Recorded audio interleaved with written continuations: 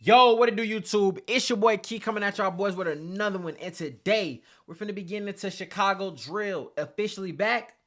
Or is it finally dead? I got mixed opinions.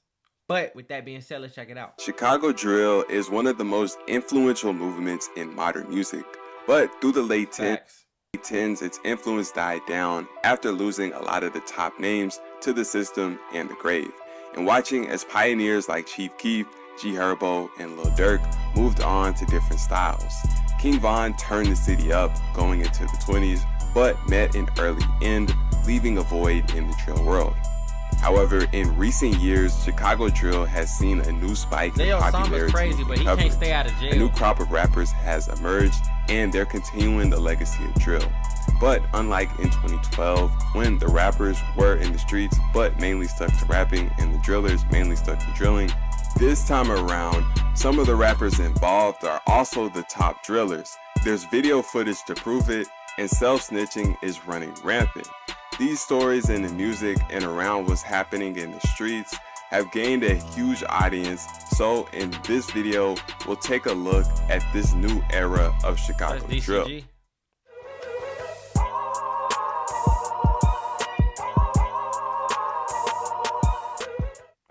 Following the passing of Von in late 2020, it was relatively quiet in the city as far as the drill scene was concerned.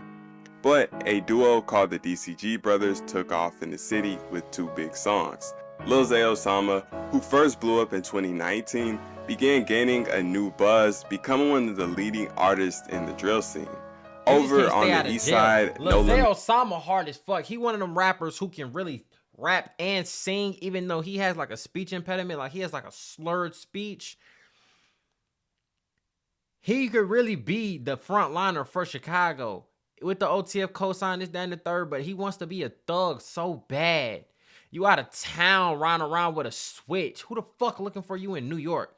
You need a switch. You already got a gun in New York. That's like having a bomb by itself. Then you got a switch on it. Niggas is dumb. Wet came home after beating 4 bodies and began taking rap more seriously, dropping a couple songs that did numbers before eventually changing his name to Drench. One of the biggest artists in this new Chicago drill wave in the early 20s was PGF Nook, who took off with his breakout hit, What Up? He got signed, and with the label behind him, he continued dropping throughout 2022 and doing numbers. I'm not gonna cap though. What's his face? He didn't keep really working though. Like he only had What Up. He didn't have nothing else. None of his other music was sticking.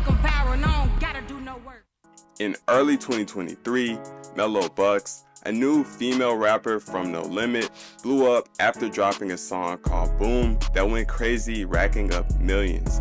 She followed this up with a remix featuring Lotto that went even crazier, establishing her as the biggest female rapper in the rack. Mellow was one of a couple newer No Limit rappers getting shine. No Limit Wet, who had changed his name to Drench, was still doing his thing, and Big Op, also known as No Limit Faro, was also beginning to take rap seriously, and the fans were embracing him. Being the most famous rapper from No Limit, G Herbo would do features with all 3 of these rappers to help boost what they already had going. This movement in No Limit was part of a new wave forming in the rack. Another rapper in this wave who was closely associated with Big Op was mngmtkee.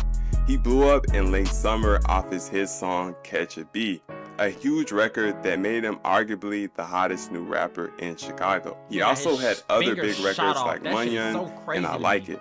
The next 2 artists to take off were YFG Fatso and Von off 1700. In late 2023, Von had 2 songs that took off in the city, Bia Bia and Free Brick Freestyle. Fatso had a song called Rilo Rod that was also doing numbers during the same time. Going into 2024, both of these artists would really take off in the Chicago scene and beyond. But at the very end of 2023, the drill scene would end up losing a rapper after Lil Zay Osama went down over a high-speed chase that ended with Zay getting caught with automatic weapons and jewelry that tied him to arriving in New York. Dumbass. Lock my door. I'm finna swing this bitch. Do that, eat chips coming out of the store. In early 2024, Von dropped a huge song called Ops on Deck, his biggest up to that point. Then he did a feature with mngmtkee on a song called 3 AM in the Rack that ended up becoming a huge song for both of them, racking up over 6 million views at the time of this writing. A few months later, he dropped You Know That, another huge song. Then he teamed up with mngmtkee again, along with Big Op, to drop Swing It, and this song also ended up doing millions. Everything about Von was working in his favor. His unique mid-2000s Atlanta beats, his glasses and the fact that people thought he looked like a nerd, and the fact that he could really rap and make good songs. It all combined to make him extremely viral, and by April, Von was the biggest new artist coming out of Chicago. At the end of the month, he announced he signed with Columbia. In May, a video surfaced of a drill caught on camera where a man in a shiesty with glasses and skinny jeans hopped out and started blowing. Many people believed it was Von, and this combined with the federal No Jumper interview where Von said he was whacking the ops. He is killing the ops, for I don't get no we is killing their ass, for. So tell them we is nervous for. That's what we doing to the ops, for. When bogus. They look at us, yes. But when you say we, you're not saying that you personally want to be involved in anything like this, right? We, team, whatever you want to call it. And he used to ride and dodge Durangos, the same car that was used in the video, along with the fact that he had several songs talking about whacking an op on camera and at a gas station, led the internet to believe he was either extremely dumb and self-snitching at AR-AB levels, or a smart marketer taking advantage of a coincidence to make his music even more viral. Early 2024 was also big for YFG Fatso. In February, he dropped Princeton Freestyle, his biggest song on YouTube to this day. Around the same time, he was seen linking with Durk, who would even announce Fatso had signed to OTF, although Fatso would later reveal that he hadn't actually signed with Durk. Unfortunately, a month after dropping Princeton Freestyle, Fatso ended up getting locked up. But he wasn't in for long and got back to dropping music when he got out. Meanwhile, more new artists were still popping up left and right.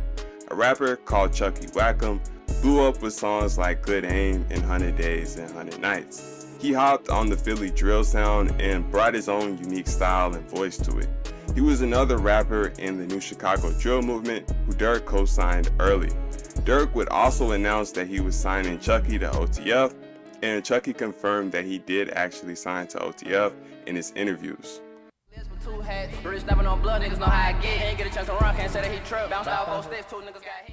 Spring of 2024 also saw the rise of a new group from the east side called the Bloodhounds. The three main rappers in this gang were Bloodhound Lil Jeff, Vert, and Bloodhound Q50. There was also Lil Scoom 89, a rapper closely affiliated with the Bloodhounds, and he also gained a buzz around the same time. Scoom was also closely affiliated with other up-and-coming rappers like mngmtkee and Big Op. He took off before any of the Bloodhound members, dropping a song called Nightcrawler in late December of 2023 that went crazy in the city. In early 2024, he dropped a song called Buttonland, and this record also took off.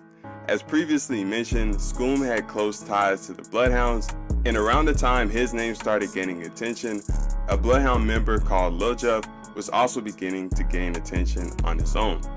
Lil Jeff initially began making noise after dropping a song called Ah, that's believed to be about a double homie Lil Jeff was behind, because in the song he raps about walking in lids with two hats and making people pay the consequence for something they did. Throughout early 2024, Jeff continued to build a following off of rap and the alleged bodies he was racking up in the streets, becoming known for self-snitching on live, announcing his body count, and implicating himself in all types of crimes, from robberies to drills. His homies Q50 and Vert were right beside him the whole time, and the entire Bloodhound group was gaining motion. They had all types of beef in the streets, but would also find themselves in rap beef with fellow up-and-coming artist YFG Fatso.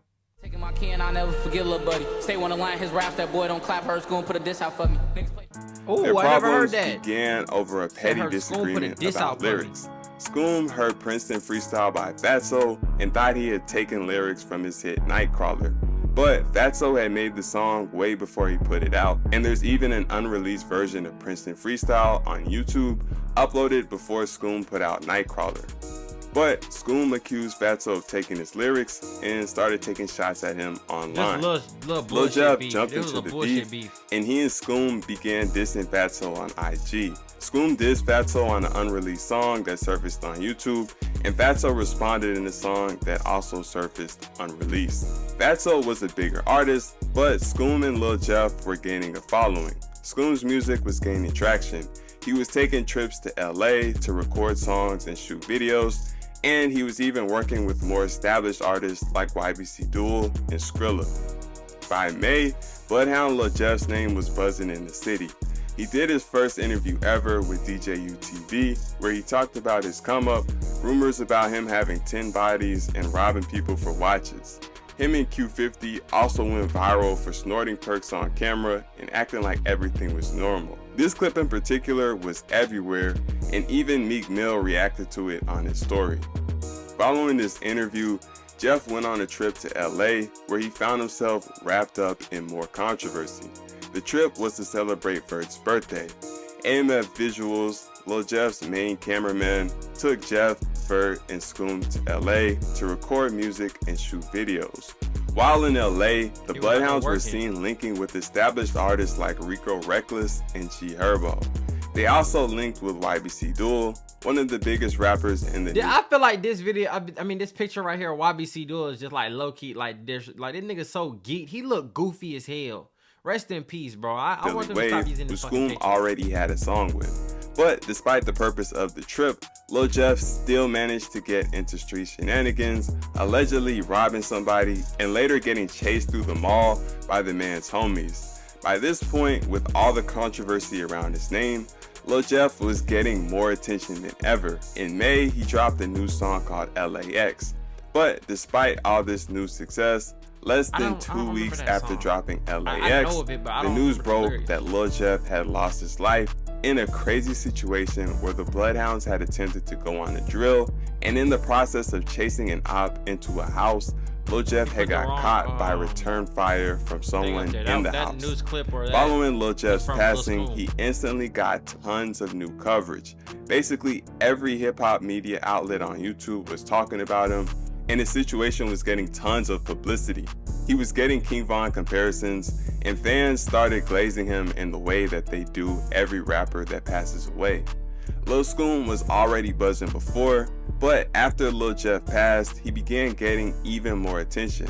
However, in July, just 1 month after Jeff passed, Scoom would also meet an early end after he was backdoored by a female in the rack. The same day Scoom passed, Fatso dropped the music video for his song Unusual Slander, where he had dissed Scoom. He would also end up going on live and trolling him.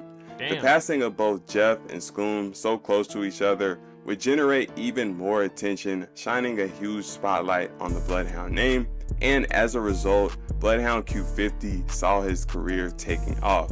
A week after Scoom passed, Q50 dropped a song with all three of them on it, and it instantly went up. He followed this up with another big record called Splash Bros, but then at the end of July, he was arrested after he was caught with a switch. While Q50 was locked up, Traveler Ross dropped a 3-hour documentary on Bloodhound Lil Jeff, which, as usual, contained top-tier detective work breaking down all the allegations around his name. This documentary put even more eyes on the Bloodhounds and their crazy situation. Q50 was eventually released in early August, but just a month later, Traveler Ross dropped a 2-hour documentary on his alleged I'm not gonna lie. I would be so pissed off at Trap Lil Ross if you put out a documentary detailing how I caught 8 bodies. I don't give a fuck what I'm rapping about. A 2-hour documentary with the most police work, and I'm still a free citizen. I would be looking for you, bro. Even if you in the UK, I'm looking for you. Around the same time, Fatso dropped a song called Bougie Hoes that blew up, becoming arguably the biggest song of his career. At the end of the month, he dropped a mixtape titled A Reaper Ceremony, continuing the run that he was on. Late summer also saw the rise of Baby Chief, a younger rapper who popped up on the scene with huge songs like Snooze You Lose and 6 times today. Other newer Chicago drill rappers like Fatso and Chucky were experimenting switching between the Chicago and Philly drill sounds, but Baby Chief made his name off rapping on beats similar to the OG 2012 to 2015 prime Chicago drill sound. By the end of the summer, the new Chicago drill movement was bigger than ever, and in September, a beef would pop off between Scrooly G and Billionaire Black, shining an even bigger spotlight. Broke ass niggas ain't talking about shit. Always Scrooly this and Scrooly that. Tell them niggas get off my dick. Scrooly G was a rapper from Gary, Indiana, a city 40 minutes away from Chicago. He started blowing up in late 2023 after dropping a video for a song called F the Ops that showed footage of his music video getting sprayed up and his crew returning fire.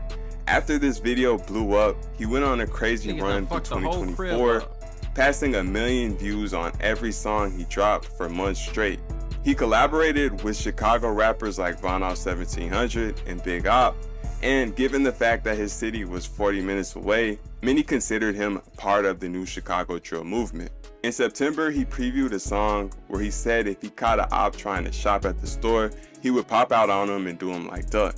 He claimed this wasn't a diss, just a reference to the Duck situation because Duck was shopping when his ops had got him, but FBG and their side weren't trying to hear it.